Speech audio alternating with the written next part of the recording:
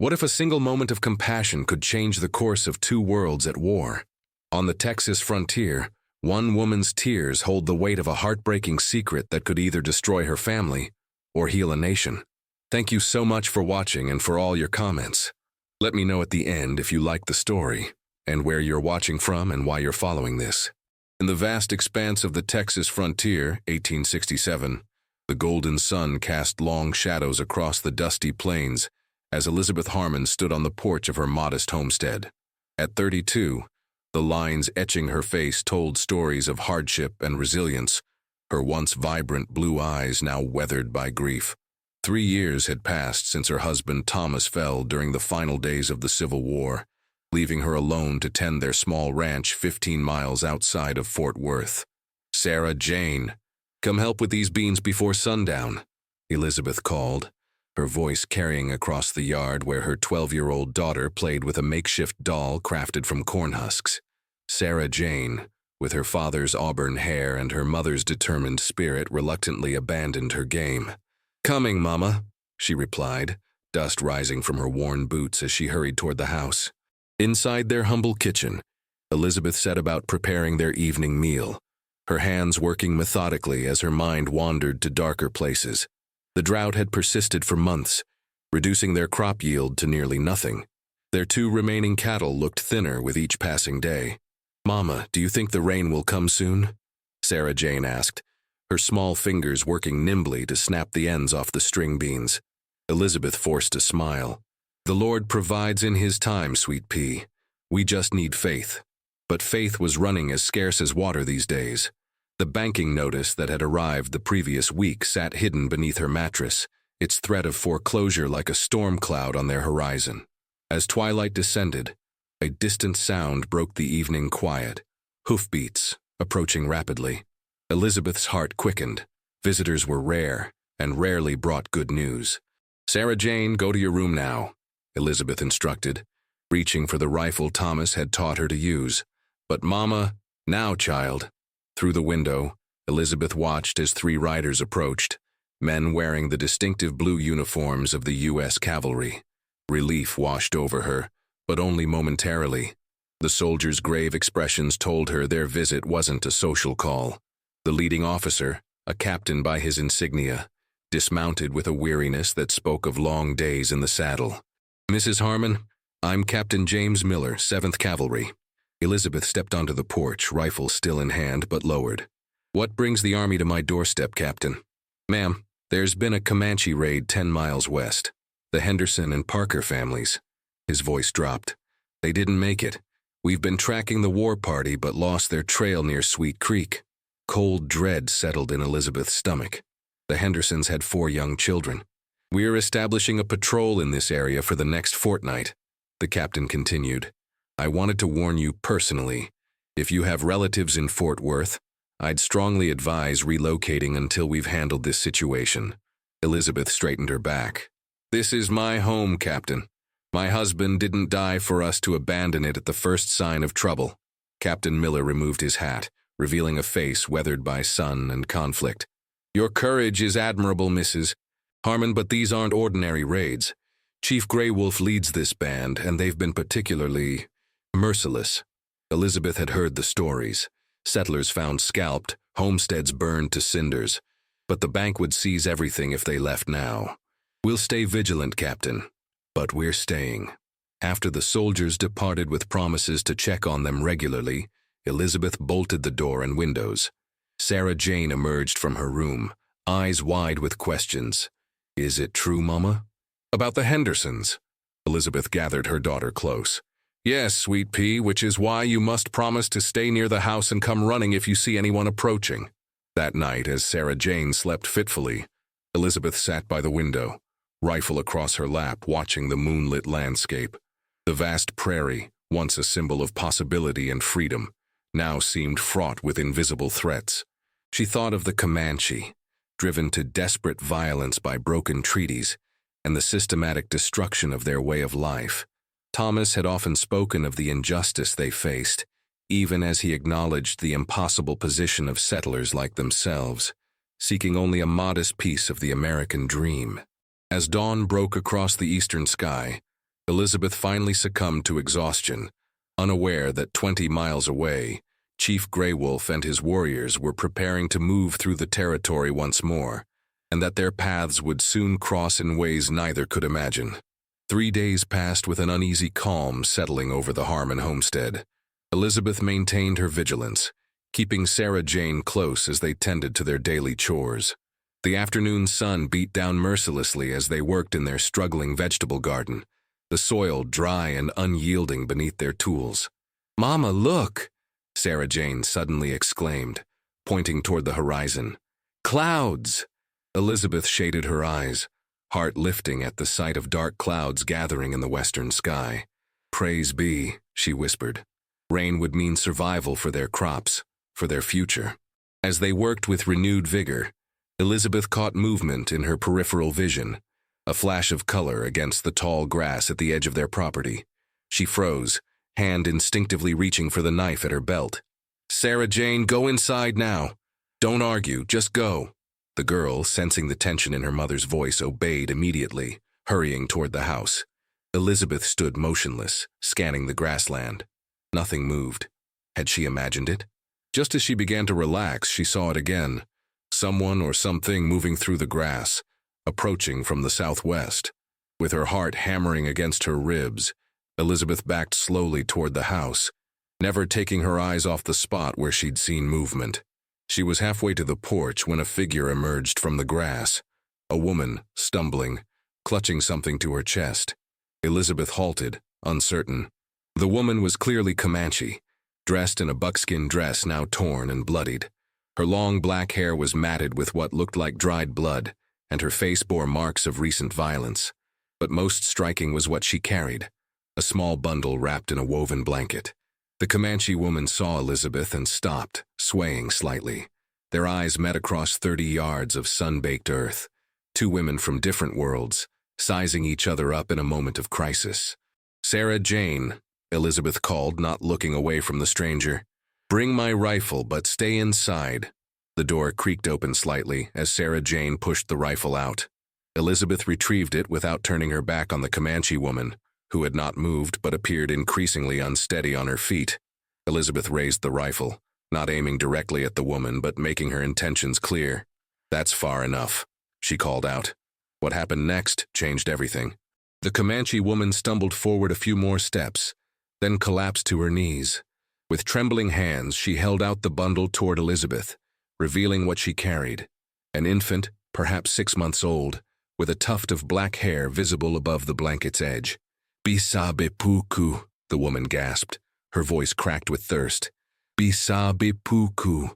Elizabeth hesitated, rifle still raised. The woman's eyes held no threat, only desperation. With one arm, she continued holding out the child. With the other, she pointed urgently westward, then dragged a finger across her throat in an unmistakable gesture. Understanding dawned on Elizabeth. The woman was fleeing something, someone, possibly her own people. Against every instinct of caution, Elizabeth lowered her rifle and approached slowly. The woman's condition was worse up close. A deep gash ran across her shoulder, and her breathing was shallow and labored. "Sarah Jane, bring water," Elizabeth called, setting the rifle aside and kneeling before the injured woman. The Comanche woman again pushed the infant toward Elizabeth, her dark eyes pleading. "Your baby?" Elizabeth asked, making a cradling motion with her arms. The woman shook her head weakly. "Numu tekwapu," she said, tapping her chest. Comanche, Numu. Then she pointed at the baby and made another gesture Elizabeth didn't understand. Sarah Jane appeared with a ladle of water, her eyes wide with fear and curiosity. The Comanche woman drank desperately when Elizabeth offered the water, then suddenly stiffened, looking toward the western horizon with terror. She scrambled to her feet with surprising strength, pushing the infant firmly into Elizabeth's arms. "Bisabe puku," she insisted again, backing away. "Numu sukatu." She made sweeping motions with her arms, clearly trying to convey that Elizabeth should take the child and hide. Before Elizabeth could respond, the woman turned and began running northward, away from the direction she'd been watching with such fear. She stumbled once, righted herself, and disappeared into the tall grass. Elizabeth stood frozen, the Comanche infant now wailing in her arms. Looking west, she saw what had terrified the woman. A cloud of dust on the horizon approaching rapidly. Riders. "Sarah Jane, inside, now!" Elizabeth commanded, hurrying toward the house with the crying infant. "Bar the windows and bring me clean rags and goat's milk." Inside, Elizabeth quickly examined the child, a boy, healthy despite his ordeal, with no visible injuries. As Sarah Jane prepared the milk, Elizabeth peered through the window slats. The dust cloud was closer now, revealing 5 riders pushing their horses hard. "Who are they, Mama? Soldiers?" Sarah Jane asked, returning with a small cup of milk. Elizabeth's mouth set in a grim line. "No, sweet pea, not soldiers." The riders came into clear view. Comanche warriors, painted for battle, armed with rifles and lances. They slowed as they approached the homestead, circling once before the leader directed them to fan out around the property. Elizabeth clutched the infant closer, his cries now quieted as Sarah Jane carefully fed him drops of milk. She reached for her rifle again, though she knew it would provide little protection against 5 warriors. A commanding voice called out in broken English, "Woman, come out! We know you inside." Elizabeth's mind raced. They must be pursuing the Comanche woman and the child. But why? What could make a mother abandon her baby to strangers? "Sarah Jane, take the baby and hide in the root cellar," Elizabeth whispered. "Don't come out no matter what you hear. If anything happens..." Her voice caught. "If anything happens, wait until dark, then take him and run for the Hamilton farm. Remember the way?" Sarah Jane nodded, tears streaming down her face as she took the infant. "Please be careful, Mama." As her daughter disappeared through the hidden trapdoor beneath the kitchen table, Elizabeth steeled herself. Opening the door might mean death, but remaining silent would only delay the inevitable. Taking a deep breath, she stepped onto the porch, rifle held loosely at her side. Not threatening, but present. The lead warrior, a powerfully built man with 2 eagle feathers in his hair and red and black paint across his face, urged his horse forward. His eyes, hard as flint, scanned the property before settling on Elizabeth. "Woman," he said in halting English. "Comanche woman come here. Where she go?" Elizabeth forced herself to meet his gaze. "A woman came. She was hurt. Gave her water, and she ran north." This much was true, at least. The warrior studied her face, searching for deception. She carried something, small. Elizabeth felt a chill run through her, but kept her expression neutral. She carried nothing but her wounds. The warrior's eyes narrowed.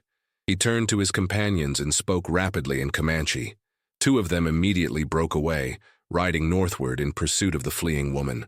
Turning back to Elizabeth, the leader pointed to the ground around the house. "We look." It wasn't a request. Elizabeth knew refusing would only confirm their suspicions. As the remaining warriors dismounted, she silently prayed that Sarah Jane would keep the infant quiet in their hiding place. Thunder rumbled in the distance as the warriors began searching the property, looking inside the barn, the small corral, even flipping over the water trough. Elizabeth stood motionless on the porch, watching as they approached the house. The leader climbed the steps, standing uncomfortably close. "Inside," he demanded. Elizabeth blocked the doorway. "This is my home. You have no right." The warrior's hand moved to the knife at his belt. "Move." A tense moment passed, then Elizabeth reluctantly stepped aside. As the warriors entered her home, she followed, heart racing. They overturned furniture, slashed open her feather mattress, broke open cabinets. The leader moved toward the kitchen table, the table covering the trapdoor. Just then, a distant whoop echoed across the plains. The warriors froze, listening.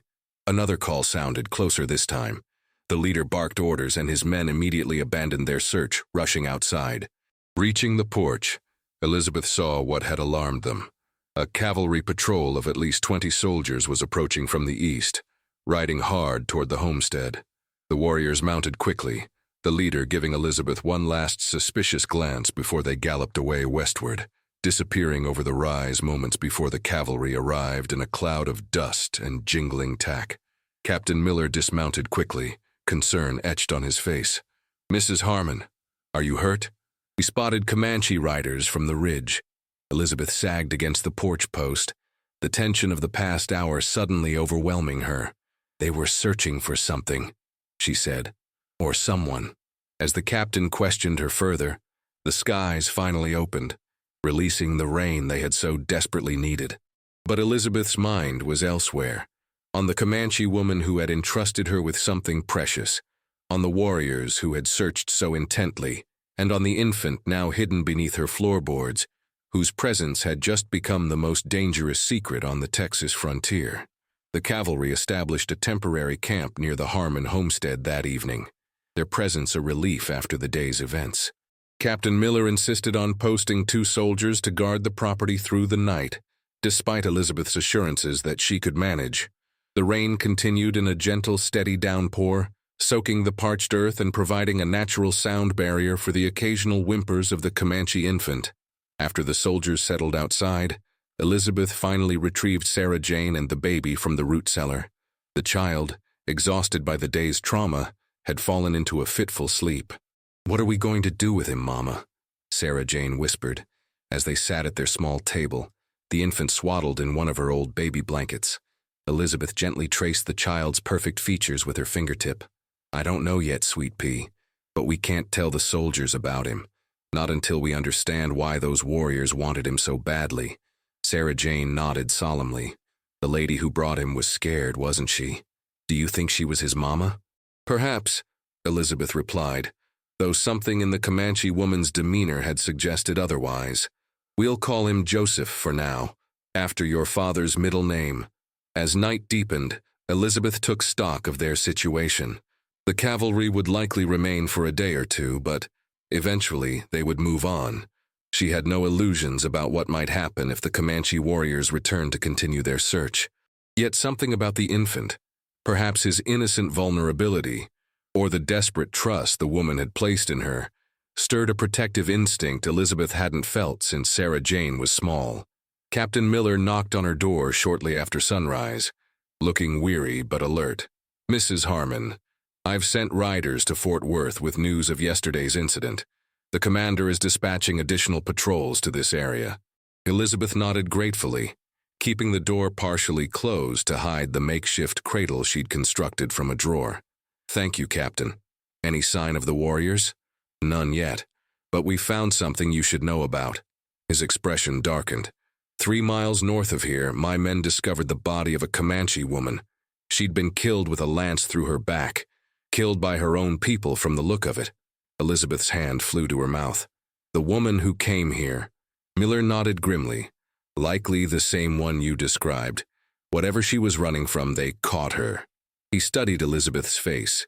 "Mrs. Harmon, if there's anything else you can tell me about your interaction with her, it might help us understand what's happening." Elizabeth hesitated, torn between truth and the inexplicable sense that she needed to protect the infant. She was frightened, desperate. She spoke little English, just kept repeating a word that sounded like "bisa bepuku" and making gestures about danger coming. Miller frowned. "Bisa bepuku. I don't know that word. Our scout might." He turned to leave, then paused. "One more thing, Mrs. Harmon. This wasn't an ordinary raid party. From the paint patterns and the eagle feathers, we believe the leader was Running Fox, son of Chief Gray Wolf. They don't typically venture this far east unless they're pursuing something important." After Miller left, Elizabeth paced the small confines of her home, the baby now awake and watching her with solemn dark eyes. Sarah Jane had taken to him immediately, singing the same lullabies Elizabeth had once sung to her. "He's so quiet for a baby," Sarah Jane observed, letting the infant grasp her finger, "like he knows he needs to be secret." A sharp knock at the door startled them both. Elizabeth quickly covered the makeshift cradle with a shawl before opening the door to find Captain Miller, with another man, older, with weathered features that bespoke his mixed heritage. "Mrs. Harmon, this is John Two Rivers, our scout. I'd like him to hear what you remember of the Comanche woman's words." Elizabeth reluctantly invited them in, positioning herself between the men and the hidden infant. She recounted the woman's words as best she could remember, watching as Two Rivers' expression shifted from polite interest to shock. "Bisa bepuku," he repeated, the word flowing more naturally from his tongue. "It means take the child, or save the child in Comanche." He exchanged a look with Miller before continuing. "There are rumors among the tribes. Chief Gray Wolf's youngest wife gave birth to a son 3 moons ago, a son believed to be touched by the spirits because he was born with a perfect handprint birthmark on his shoulder. Elizabeth felt a chill run through her, remembering the distinctive mark she'd noticed when changing the infant's wrappings. Two Rivers continued. The birth was celebrated, but last month, a rival faction within the tribe, led by Running Fox, the chief's eldest son from another wife, began claiming the child was cursed, not blessed. There were whispers he wanted the infant eliminated to strengthen his own claim to leadership when Gray Wolf dies. So the woman was trying to save the baby from its own brother? Miller asked, frowning. Two Rivers nodded. If the rumors are true, the question is, where's the child now? All eyes turned to Elizabeth, who managed to keep her expression neutral despite the hammering of her heart. Perhaps another group of Comanche took the baby? Or maybe the woman hid it somewhere before she reached my farm? Before either man could respond, the baby, as if sensing he was the topic of discussion, let out a thin, unmistakable cry from beneath the shawl. The room froze in tableau, Elizabeth standing rigid, Miller's hand instinctively moving toward his pistol, and Two Rivers' eyes widening in understanding. Mrs. Harmon, Miller said slowly, what was that sound? Two Rivers moved before Elizabeth could stop him, gently pulling back the shawl to reveal the infant, who blinked up at the new faces before letting out another small cry. The mark, Two Rivers murmured, gesturing to the birthmark visible on the baby's exposed shoulder. It is him, Gray Wolf's son. Captain Miller looked from the baby to Elizabeth, his expression hardening. You lied to me, Mrs. Harmon. You told me the woman carried nothing. I was protecting him, Elizabeth replied, moving to stand beside the makeshift cradle. Those warriors would have killed him.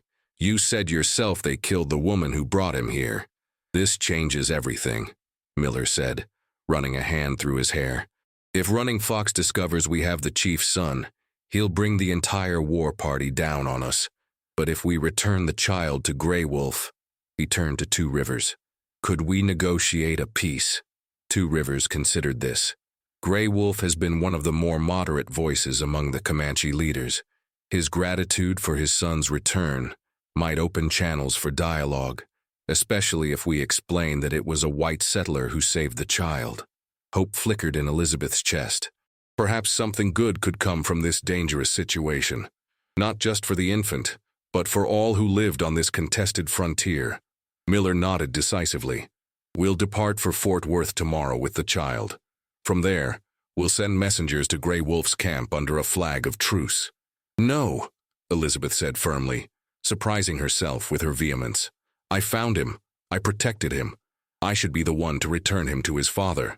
Miller stared at her incredulously. Mrs. Harmon, that would be suicide.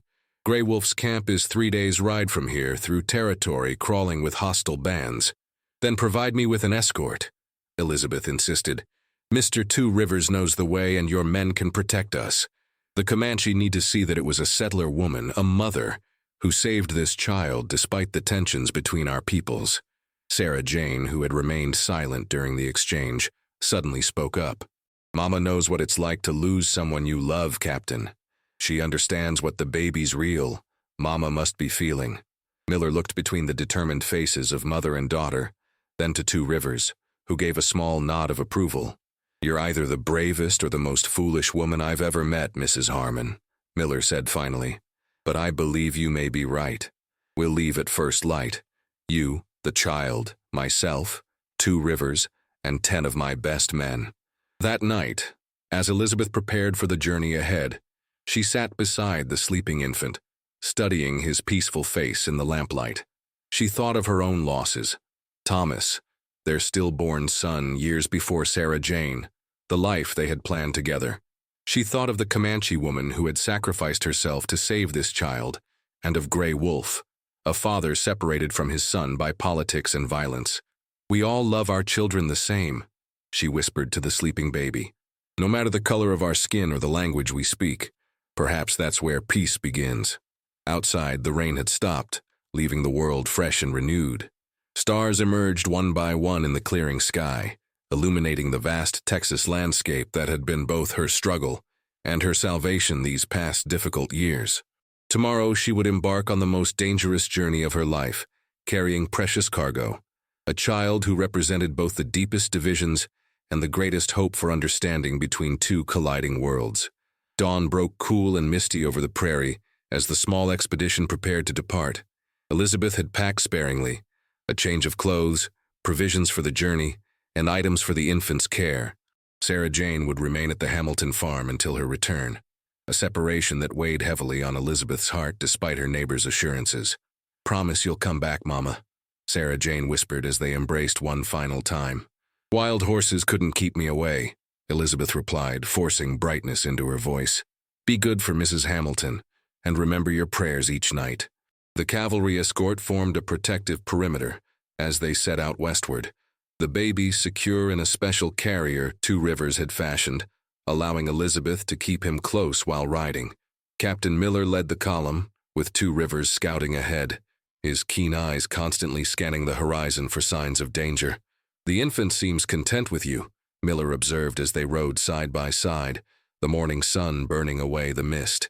"Have you named him?" "Joseph," Elizabeth replied, glancing down at the peaceful baby, "though I suppose he already has a Comanche name."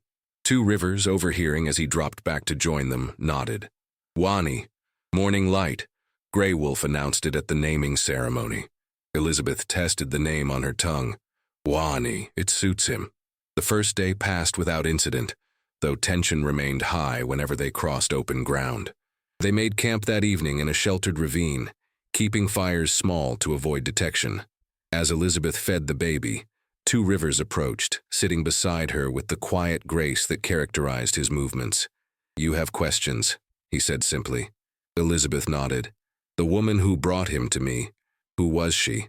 "Based on your description, likely Tall Willow, one of Grey Wolf's younger wives, though not the child's mother."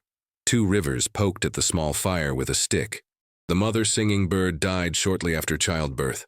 Grey Wolf entrusted the infant to Tall Willow's care. And Running Fox wanted the child dead to secure his position as heir?" Two Rivers' expression darkened. "Running Fox follows the old ways, believes in ruling through strength and fear.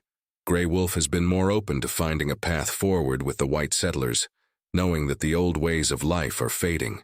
The child became a symbol of their different visions for the tribe's future." Elizabeth looked down at Wani, now sleeping peacefully against her chest. "So much weight for such tiny shoulders. Children often bear the future we cannot imagine for ourselves," Two Rivers replied softly. The second day brought them deeper into Comanche territory. Twice, Two Rivers spotted signs of recent activity, campfire remains, tracks of unshod horses, but no direct encounters. The land changed gradually, becoming more rugged, with limestone outcroppings and scattered stands of mesquite and oak. That evening, as they made camp beneath an overhanging cliff, Captain Miller called Elizabeth and Two Rivers to his position, overlooking the valley below. "Grey Wolf's summer camp should be just beyond that ridge," he said, pointing to a distant formation. "We'll approach under a white flag tomorrow morning. Two Rivers has composed a message in Comanche explaining our purpose." Elizabeth felt a strange mixture of relief and apprehension. Soon Wani would be returned to his people, to his father. She had grown attached to the infant in their short time together, his solemn eyes and tiny grasp on her finger becoming dear to her in ways she hadn't anticipated. "What do you think will happen?" she asked quietly. Miller exchanged a glance with Two Rivers. "Best case, Grey Wolf is grateful, sees this as a gesture of goodwill and agrees to peace talks. Worst case," he didn't finish the sentence. "We should rest," Two Rivers suggested. "Tomorrow will require clear heads and steady nerves." That night, Elizabeth slept fitfully, waking often to check on Wani. In the deepest hours before dawn, she found herself weeping silently. For Thomas, for the hardships of her life, for the complexity of the world they inhabited, and for this child caught between two colliding cultures. When morning came, they prepared with solemn purpose. Two Rivers fashioned a white flag from a spare shirt, while Miller briefed his men on proper protocol. Elizabeth dressed in her cleanest dress, washed Wani's face, and wrapped him in the original blanket in which he had been delivered to her. "Remember," Miller instructed as they prepared to descend into the valley, "no sudden movements. Follow Two Rivers' lead in all things. Mrs. Harmon, stay close to me with the child. They approached the Comanche camp slowly, the white flag prominent at the front of their column. As they crested a small rise, the encampment came into full view. Dozens of teepees arranged in a semicircle, horses grazing nearby, smoke rising from morning fires. Their appearance caused immediate alarm, with warriors rushing to defensive positions and women gathering children. Two Rivers rode slightly ahead, calling out in Comanche. The words were foreign to Elizabeth, but their effect was immediate. A ripple of shock moved through the gathered warriors. An older man emerged from the largest teepee at the center of the camp, his bearing regal despite his advanced years. Gray Wolf, Elizabeth realized, recognizing the chief from Two Rivers' description, tall and straight-backed despite his age, with streaks of gray in his long braids and deep lines etched into his copper face. Two Rivers dismounted and approached on foot, speaking in measured tones while gesturing toward Elizabeth and the infant she carried. After several tense minutes, he returned to their group. "The chief will speak with us," he said quietly. "He asks that only Captain Miller, you with the child, and myself approach. The others must remain here." Miller nodded to his men to hold position. Then the three of them advanced slowly toward the center of the camp. Elizabeth could feel hundreds of eyes upon them, the silence oppressive save for the occasional cry of a child or nickering of horses. They halted 20 paces from Gray Wolf, who was now flanked by several warriors and elders. Two Rivers again spoke in Comanche, then turned to Elizabeth. "Show him the child," he said softly. With trembling hands, Elizabeth stepped forward and carefully unwrapped the blanket enough to reveal Wani's face and the distinctive birthmark on his shoulder. A murmur ran through the assembled Comanche. Gray Wolf's stoic expression faltered for a moment, his eyes fixed on the infant. He spoke a single word, his voice cracking with emotion. "He asks if the child is healthy." Two Rivers translated. "Yes," Elizabeth replied, her own voice thick with feeling. "He is strong and brave. I've called him Joseph, but I know his true name is Wani." When Two Rivers translated this, something remarkable happened. Gray Wolf's weathered face softened, and he took a step forward. He spoke again, this time at length, his eyes never leaving the child. "The chief thanks you for saving his son," Two Rivers translated. "He says Tall Willow sent word through another tribe that she had entrusted the child to a white woman with kind eyes. When Running Fox's warriors closed in on her, many thought it was just a story, that the child was surely lost." Gray Wolf spoke again, gesturing toward Elizabeth. "He asks why you would risk your life to save a Comanche child when our peoples have spilled each other's blood for generations." Elizabeth looked directly into Gray Wolf's eyes, speaking from her heart, while Two Rivers translated. "I am a mother. I know the pain of losing a child. When the woman, Tall Willow, brought him to me, I saw only a baby in danger, not an enemy. All children deserve to be protected, no matter where they come from." Her words seemed to resonate deeply with Gray Wolf. He spoke to his people, his voice gaining strength as he gestured toward Elizabeth and the baby. The tension in the camp visibly eased as he continued his address. Finally, Gray Wolf approached Elizabeth directly. With ceremonial dignity, he extended his arms. The moment had come. Elizabeth looked down at Wani one last time, memorizing his perfect features, the weight of him in her arms. Then, blinking back tears, she carefully transferred the infant to his father's waiting embrace. Gray Wolf received his son with reverence, studying the baby's face as if searching for changes during their separation. Wani, as if recognizing something primal in the man who held him, reached up with a tiny hand and grasped his father's finger. The simple gesture seemed to break something open in the chief. He looked up at Elizabeth, his dark eyes glistening with unshed tears, and spoke directly to her. "He says that today, you have not only returned his son but have given his people hope that peace between our worlds is possible." Two Rivers translated. "He asks your name so it can be honored in Comanche stories." "Elizabeth Harmon," she replied, her own tears now flowing freely. Gray Wolf nodded solemnly, then made a declaration to his people. The response was immediate. Women approached with gifts which they laid at Elizabeth's feet: a finely crafted quiver, beaded moccasins, a soft deerskin dress. "The chief proclaims that from this day forward, you are Numu Nukubitu, friend of the Comanche." Two Rivers explained. He offers these gifts as tokens of his gratitude and promises that no harm will come to you or your family from his people. Captain Miller, who had remained respectfully silent, now spoke. Chief Grey Wolf, the United States Army would welcome the opportunity to discuss terms for a lasting peace between our peoples. After Two Rivers translated, Grey Wolf considered for a moment, then nodded once, speaking briefly. He agrees to talks, but not today, Two Rivers said. Today is for celebrating his son's return. He invites us to share a meal of Thanksgiving before we depart. The atmosphere in the camp transformed as preparations for the feast began. Elizabeth found herself surrounded by curious Comanche women, their initial wariness giving way to tentative smiles as they offered her food and examined her strange clothing.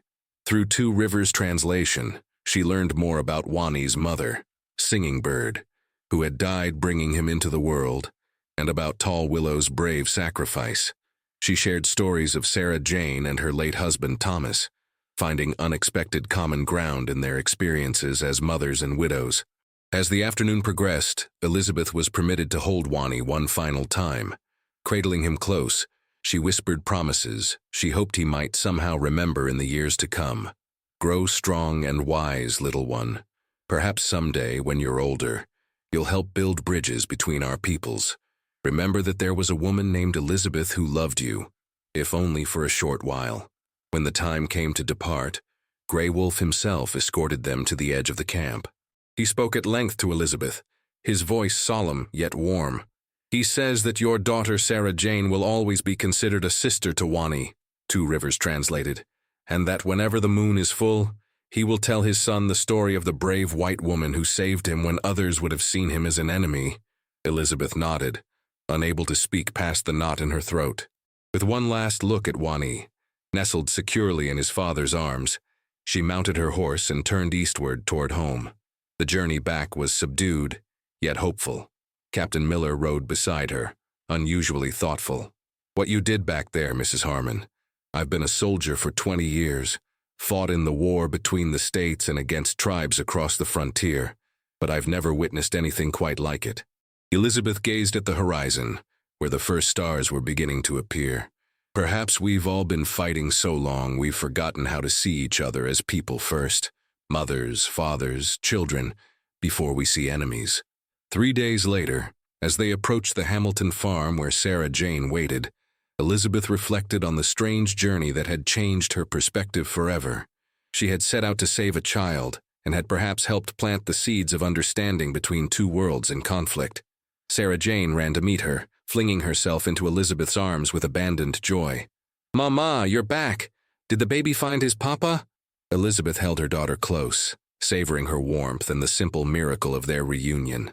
"Yes, sweet pea, Wani is home with his father, and I believe we've made new friends who might help make our home safer for everyone." That night, as they returned to their homestead, finding it untouched and their crops thriving after the recent rains, Elizabeth stepped onto the porch and looked up at the full moon rising over the Texas prairie. Somewhere to the west, she knew, Grey Wolf was perhaps doing the same, holding his son and telling him the story of the white woman who had crossed boundaries of fear and prejudice to return him home. In that moment, under the same moon that illuminated both their worlds, Elizabeth felt a profound connection to the Comanche chief and his son, a reminder that beneath the divisions of culture and history beat hearts that loved and hoped in exactly the same way. And in that shared humanity perhaps lay the true path to peace on the frontier.